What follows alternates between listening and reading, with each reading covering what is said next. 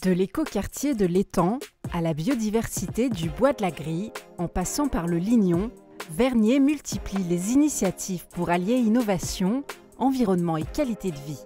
Philippe et Colline sillonnent cette commune aux multiples facettes. Des cultures bio pour les espaces verts de la commune. C'est un peu à nous de mener la marque, de montrer l'exemple. Un nouveau quartier tourné vers l'avenir. On a aujourd'hui des bâtiments qui sont très haute performance énergétique. Des extinctions de l'éclairage public bénéfiques pour l'humain, la biodiversité et le porte-monnaie. Les économies réalisées sont environ de 100 000 kWh par année. Le siège de SIG, entreprise engagée dans la transition écologique. Je dirais que les projets innovants d'aujourd'hui sont les projets standards de demain. Et le bois de la Grille, seule réserve naturelle de Vernier. Quand on ne connaît pas le lieu, on est assez surpris de savoir qu'il y a une réserve naturelle aussi riche ici.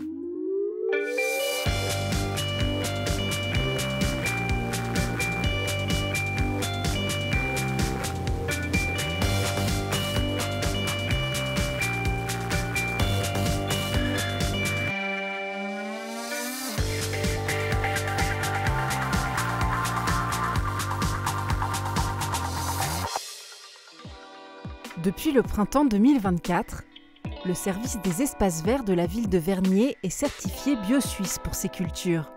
Colline a rencontré Camille Gris, la petite fée au pouce vert qui prend soin de tous les pensionnaires des serres. Le premier contrôle quotidien, d'abord, c'est l'arrosage. Donc comme on est sans tourbe avec les restrictions BioSuisse, il faut être aussi plus attentif à l'arrosage. Donc ça commence par ça. On a également des cyarides. Donc pour ça, on vérifie le terreau. Donc il faut simplement regarder à l'intérieur de la plante. Celle-là, là, on n'a pas. Mais quand il y en a, on les voit, ils sont tout petits et puis en fait, ils mangent les racines. Et puis, par exemple, celle-là, elle a eu un petit souci. Exactement. Et quand on s'aperçoit à ce stade-là, c'est trop tard. Donc il faut être attentif en avance. Passer au bio, cela demande des adaptations dans le choix des espèces et les méthodes de culture. Avant, on travaillait beaucoup avec du chrysanthème cascade. Donc c'était un seul chrysanthème qu'on faisait pousser sur un treillis pour qu'il arrive à peu près à 50-60 cm. Ça, en bio, on n'y arrive plus parce que c'est trop gourmand. Donc on a trouvé une alternative, donc c'est SAC, qui demande moins de temps de culture. Donc moins de problèmes de fertilisation, pas de pucerons. Et puis ensuite on les assemble et puis ils ont le même résultat en suspension, on les met sur différents lieux de la commune. Camille a suivi plusieurs journées de formation avec BioSuisse pour apprendre les techniques de culture biologique. Par exemple le lâcher d'auxiliaires qu'on fait toutes les 2 semaines. Donc c'est des petits insectes qui vont se nourrir des insectes parasites. Et ça nous aide beaucoup. Mais c'est vrai qu'il faut une attention toute particulière. Ouais. Pour toi, maintenant, le fait de travailler en bio, qu'est-ce que ça te procure, qu'est-ce que ça t'apporte finalement? Un nouveau challenge peut-être? Alors oui, c'était un bon challenge, hyper intéressant. Et puis ça va aussi avec ce que j'ai comme idée des collectivités. Donc c'est un peu à nous de mener la marque, de montrer l'exemple. On a plus de moyens et puis plus de ressources. Donc c'est vrai que si nous on peut le faire, c'est déjà bien.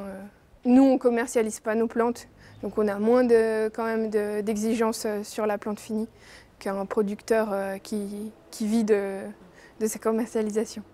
Les plantes cultivées par Camille fleuriront ensuite tous les quartiers de la commune, y compris celui-ci. Le quartier de l'étang. Ce micro-quartier, autrefois agricole et industriel, fait peau neuve. Pour mieux comprendre son histoire, Philippe commence la visite sur les toits. Le projet a été conçu sous ces contraintes.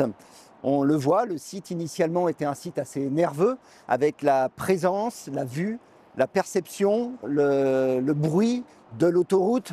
Parce que c'est vrai, là, ici, en hauteur, la vue est très dégagée, mais il y a quand même du bruit. Alors quand on est au niveau du sol, dans le quartier, c'est un petit écrin, un petit cocon. En effet, c'est le geste architectural qui a permis d'apaiser ce quartier. Et on n'a plus que quelques vues furtives sur la voie ferrée qui marquaient initialement une présence beaucoup plus forte. Alors au niveau sonore, au niveau visuel, au niveau des risques également, les différents bâtiments sont aménagés pour prendre en considération ces contraintes. Si on prend l'exemple des fabriques, les fabriques constituent un écran visuel et par rapport au risque que constituent les citernes pour permettre le développement d'une zone d'habitation dans le quartier de l'Étang qui se trouve dans une zone plus paisible, proche du parc des Tritons et de la zone villa existante.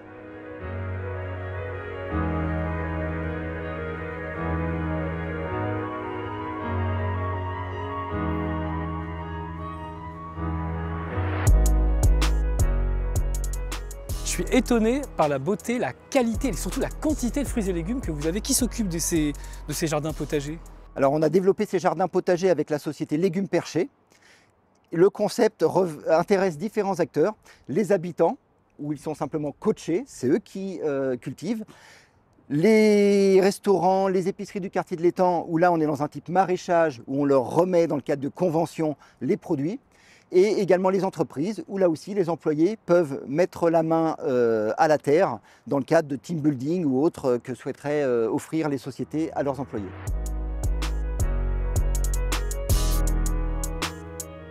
Mais la population professionnelle des environs a-t-elle le sentiment de vivre dans un écoquartier? Moi, j'étais déjà venue il y a quelques temps dans le quartier de l'Étang avant d'y travailler.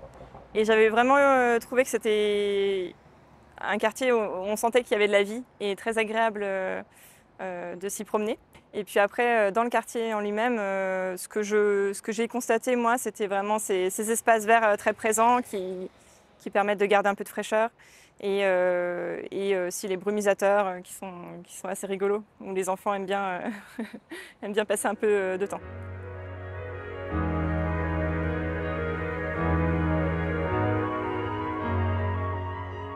Le chantier finalement a été assez rapide, même s'il a été un peu ralenti par l'époque du Covid.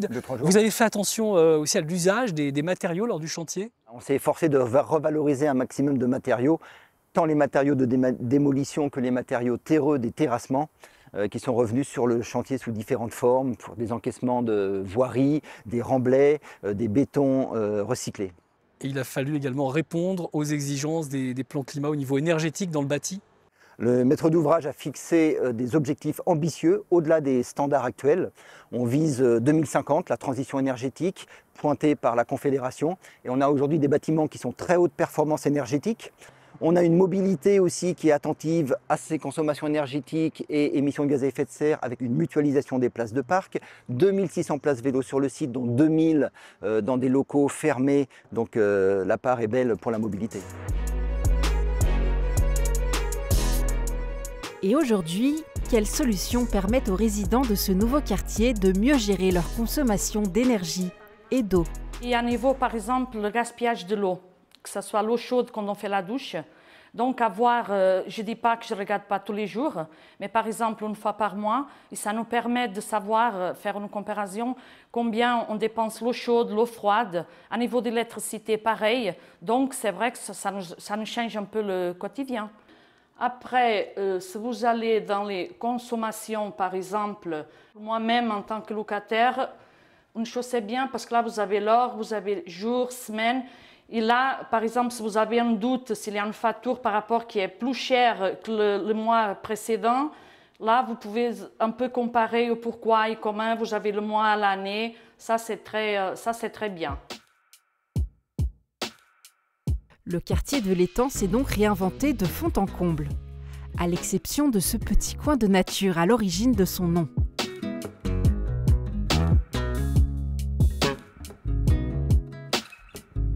Vu le nom du quartier, la pièce maîtresse dans ce parc, c'est l'étang lui-même et son alimentation en eau a changé. Alors complètement, il faut savoir qu'avant les travaux, on avait un étang complètement bétonné. Donc au niveau écologique, c'était relativement pauvre. Et puis cet étang fuyait. Donc on était souvent obligé de prendre l'eau potable du réseau pour l'alimenter. Et puis maintenant, avec ce nouveau projet, on a essayé de donner un caractère beaucoup plus naturel à cet étang.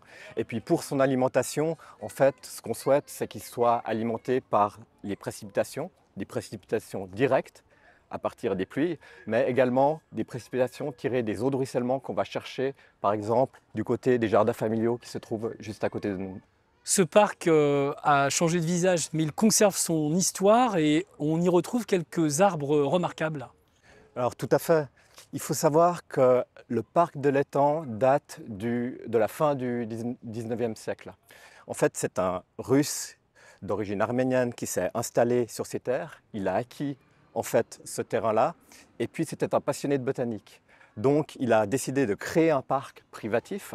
Il a planté énormément d'arbres et puis on retrouve encore quelques vestiges. Par exemple, ce magnifique séquoia, il date en fait de l'époque de la création de ce parc.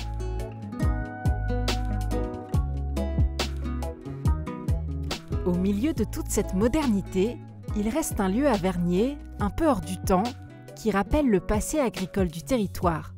Vous l'aurez deviné, c'est à la ferme du Lignon que Colline a rendez-vous avec Mathias Bouchebec pour évoquer les défis de la commune en termes de durabilité.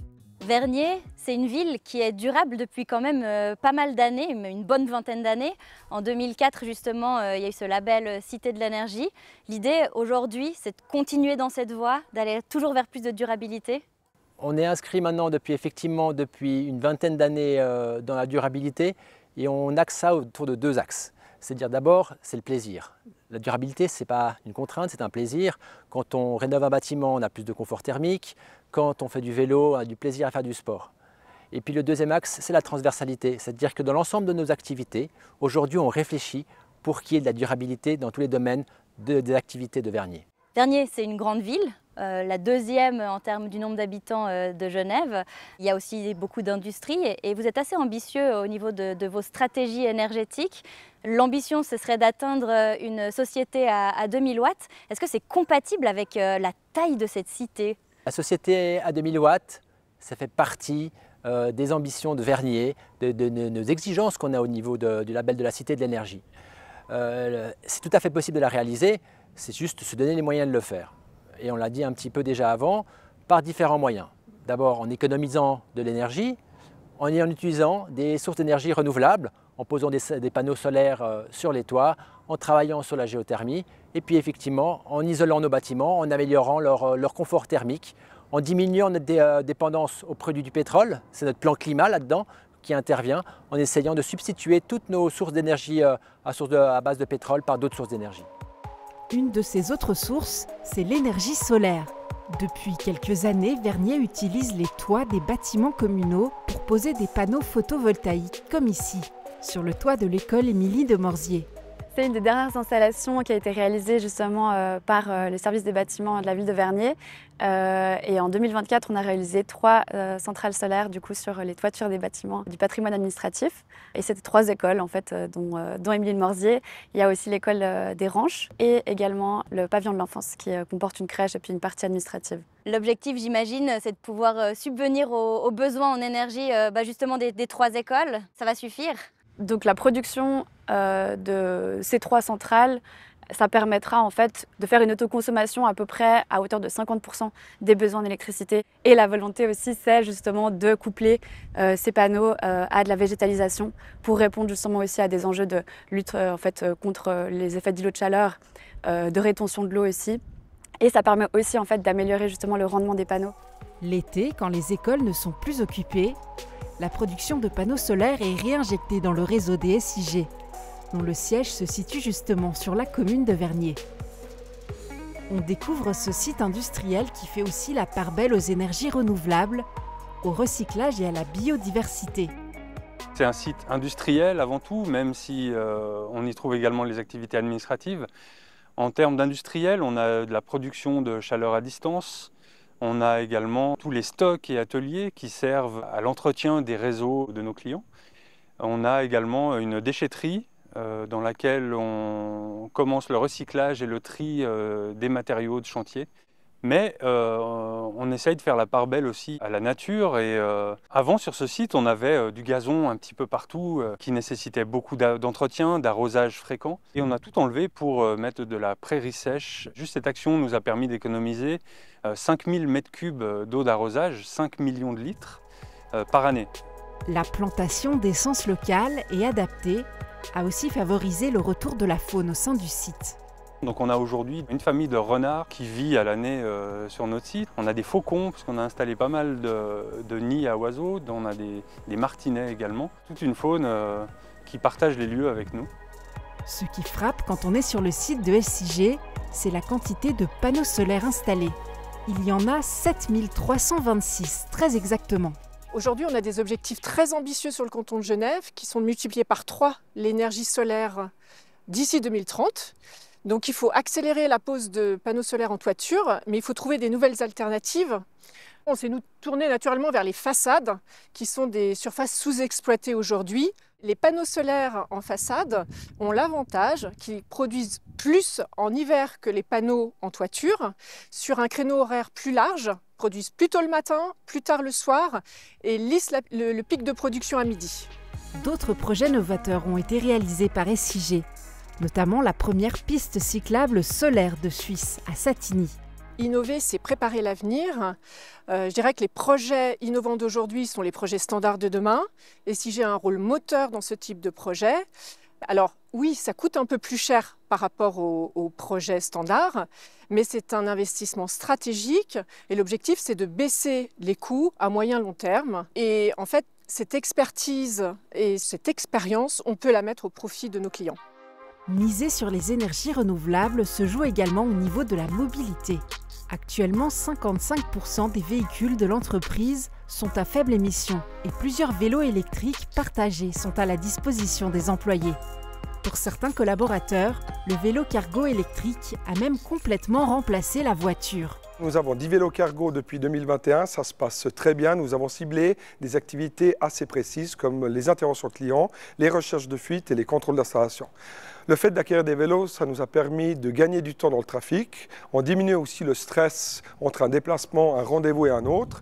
On se parque plus facilement et les gens apprécient parce que ça leur permet un petit peu d'être dehors, de faire un peu de mouvement et de se déplacer avec beaucoup plus de facilité. Une autre activité plus méconnue chez SIG, c'est le recyclage des métaux, et notamment du cuivre. Ce cuivre provient des différents chantiers des SIG, notamment les renouvellements de câbles, de tableaux électriques, et est apporté ici en état brut, donc parfois peint, parfois isolé, et on le traite ici pour le revaloriser. À la fin du processus, le cuivre est broyé en paillettes, directement recyclables. Environ 24 tonnes sont ainsi revalorisées chaque année. Pour économiser de l'énergie, quoi de mieux que de tirer la prise? La ville de Vernier a fait le pari en 2021 de tester l'extinction de l'éclairage public dans 4 quartiers de la commune entre 1h et 5h du matin pour rallumer les étoiles. Ça correspond donc à la desserte TPG qui s'arrête justement à 1h et qui reprend à 5h. Et en fait, c'est vraiment une période aussi où il y a moins d'activité humaine. Et on a fait un sondage justement pour consulter la population suite au projet pilote qui a duré 6 mois. Et suite au retour justement très positif de la population sur le fait même qu'ils souhaitaient garder pérennes ces extinctions. Une mesure simple à mettre en place et dont les avantages vont bien au-delà des économies d'énergie. Au début, en fait, c'était vraiment une volonté de réduire aussi la consommation énergétique et ça a vraiment des co-bénéfices qui sont justement le fait de laisser justement la faune, la flore avoir son rythme de vie, restaurer du coup les trames biologiques et également en fait pour la population, on a vraiment eu des plaintes multiples des fois de personnes qui n'arrivaient pas à dormir parce qu'il y avait un lampadaire trop proche et ça perturbe vraiment aussi notre rythme biologique. Depuis, la commune de Vernier a étendu le projet à d'autres quartiers. Près de 80% du territoire communal est plongé dans le noir entre 1h et 5h, et même à partir de 22h dans la zone industrielle. Les économies réalisées sont environ de 100 000 kWh par année, ce qui n'est pas négligeable justement pour une mesure de sobriété énergétique facilement réalisable. La commune continue à consulter ses habitants pour la création de son plan lumière. Des balades nocturnes étaient organisées cet automne pour sensibiliser au monde de la nuit. On avait vraiment envie de co-construire aussi cette stratégie lumière et ombre avec eux et en prenant en compte justement les aspects de territorialisation en fait, des usages. Retour dans le quartier du Lignon construit dans les années 60. Aujourd'hui, sa barre d'immeubles de 12 à 16 étages est connu pour en faire le plus long immeuble de Suisse, qui s'étend sur près de 1 km. L'été dernier, Philippe y a donné rendez-vous à Martin Staub. Martin Staub, on est ici au Lignon, un quartier dont on parlait dans l'actualité quand il y a un événement qui se passe, un feu de poubelle ou autre.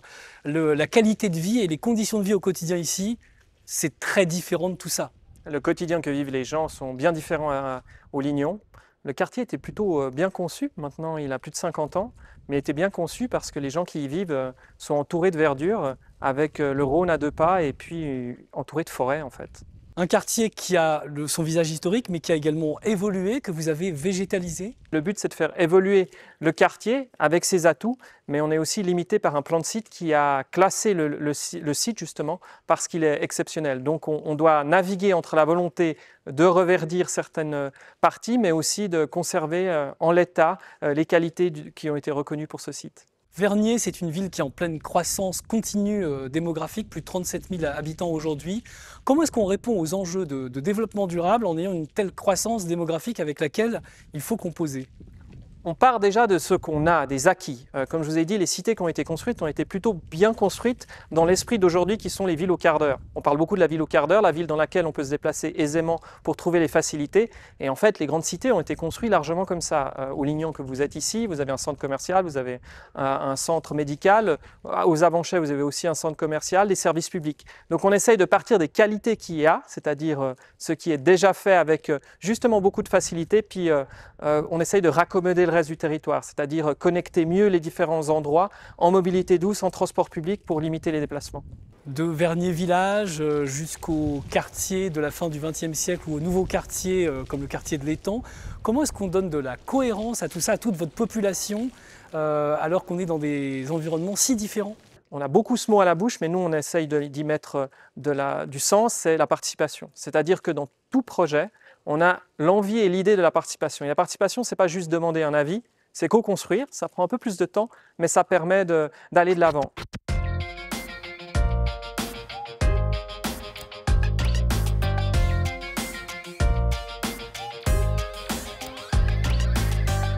Très urbaine, Vernier n'en reste pas moins verte. Depuis peu, une balade balisée de 15 km permet de visiter Vernier à travers ses nombreux parcs et espaces verts. Et pourquoi ne pas pousser le pas vers la seule réserve naturelle de la commune ? Colline et Philippe découvrent le bois de la Grille avec Romain Guiguer. Romain, on est ici dans l'une des entrées du bois de la Grille, on est juste à la limite de la ville de Genève. Hein. Exactement, juste en face, là ça appartient à la ville de Genève. Et là on a une des 3 entrées du bois de la Grille.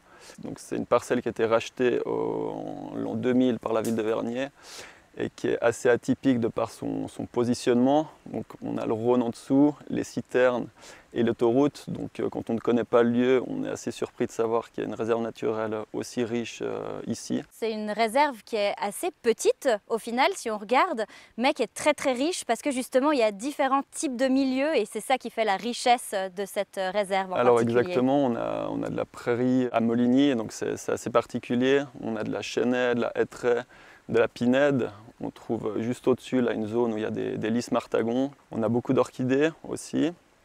Avec un peu de chance, moi j'ai déjà croisé des chevreuils, il y a des papillons assez rares. Donc on a vraiment une biodiversité assez folle pour l'environnement autour.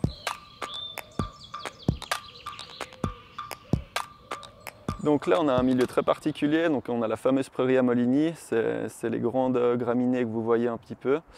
Et le plan d'eau que vous voyez, ça fait partie donc, des milieux qu'on a recréés. Sur la totalité du bois, on a recréé 450 mètres carrés. Donc il n'y a pas eu besoin de bâches, plastique ou quoi que ce soit, vu qu'on a un terrain très argileux, vu qu'on est sur une ancienne tuilière. On a aussi créé des murgiers. Donc il faut savoir qu'ici, on n'est pas très loin d'une des plus grosses communautés de vipères aspics en zone périurbaine. Donc tout ce qui est murgier, ça favorise un peu tout ce qui est nidification et compagnie. Donc là, on a vraiment un milieu qui est très pauvre et le but, c'est de surtout pas l'enrichir.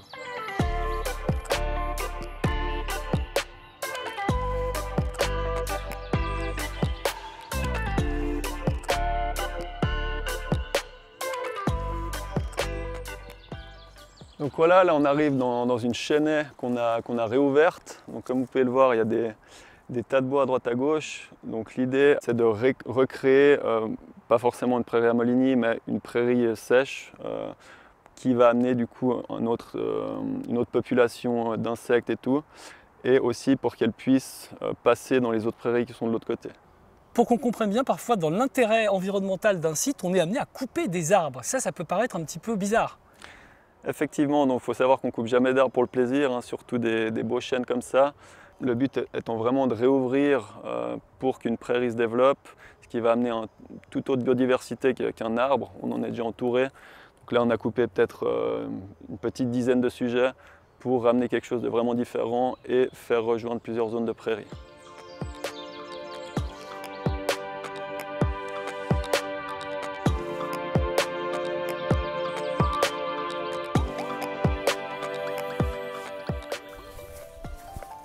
Ah oui, quand même. Sympa la vue. Donc voilà, le meilleur pour la fin. Donc là, on a une superbe vue sur le Rhône.